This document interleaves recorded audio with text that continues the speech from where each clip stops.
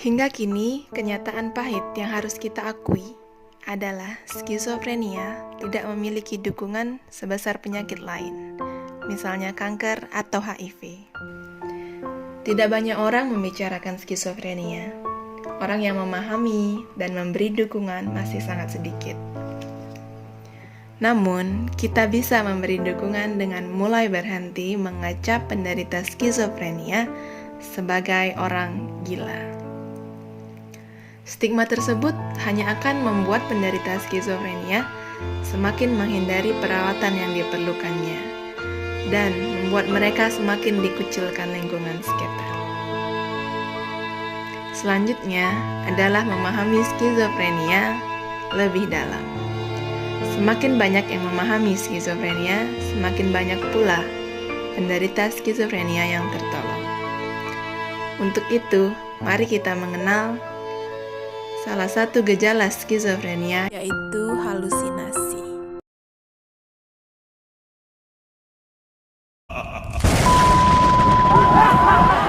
Tuh, kamu diketawain tuh kan, makanya jadi orang jangan bodoh-bodoh, punya banyak utang.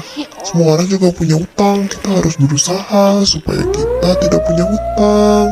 Kayaknya Semangat. polisi nyariin kamu tuh gara-gara kamu punya utang. Kabur kemana kamu sekarang? Itu tadi merupakan gambaran yang dirasakan penderita halusinasi pendengaran atau auditori. Bisakah kita membayangkan itu dirasakan setiap saat, sepanjang hidup? Menyiksa dan menakutkan, bukan?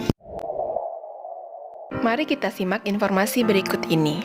Halusinasi adalah gangguan persepsi yang membuat seseorang mendengar, merasa, mencium, atau melihat sesuatu yang sebenarnya tidak ada.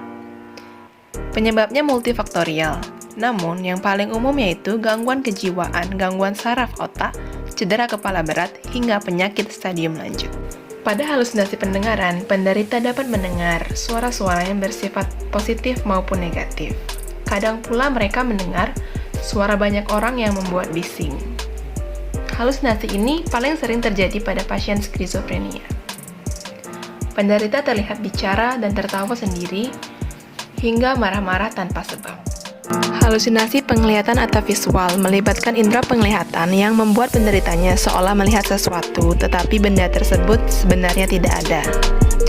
Halusinasi visual bisa berupa objek, pola visual, manusia, atau cahaya, bahkan hal-hal yang menyeramkan. Halusinasi penciuman atau olfaktori melibatkan indera penciuman. Pada kondisi ini, seseorang bisa mencium aroma wangian atau justru bau yang tidak sedap. Halusinasi sentuhan atau taktil melibatkan kontak fisik atau gerakan di area tubuh. Misalnya seseorang merasa seolah disentuh atau digeliti oleh orang lain, padahal tidak ada orang lain di sekitar. Halusinasi pengecapan. Penderita halusinasi jenis ini akan mengecap rasa yang aneh, misalnya rasa logam pada makanan atau minuman yang ia konsumsi. Padahal rasa tersebut sebenarnya tidak ada. Halusinasi dapat dikontrol dengan obat antipsikotik yang bisa ditentukan melalui konsultasi dengan seorang psikiater. Patuh pada program terapi dengan minum obat secara teratur memegang peranan penting dalam proses pemulihan. Sangat tidak disarankan untuk menghentikan obat tanpa konsultasi, walaupun gejala sudah berkurang atau hilang. Dukungan keluarga atau orang-orang terdekat juga sangat penting, dengan tidak membiarkan penderita diam dan melamun saat halusinasi muncul. Mengajaknya bercakap-cakap dapat mengurangi frekuensi munculnya halusinasi. Penderita juga dapat dimotivasi untuk tetap melakukan aktivitas atau kegiatan sehari-hari dengan terjadwal. Dukungan keluarga dapat berupa pemantauan dan juga memberikan pujian saat penderita berhasil melakukannya.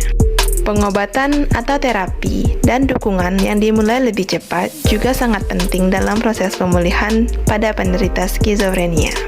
Itulah mengapa edukasi untuk pasien, keluarga, dan komunitas dapat menghilangkan stigma dan meningkatkan keinginan penderita untuk mencari akses perawatan. Lanjutkan kembali mempelajari gejala, penyebab, cara perawatan dari penyakit mental lainnya. Sampai jumpa.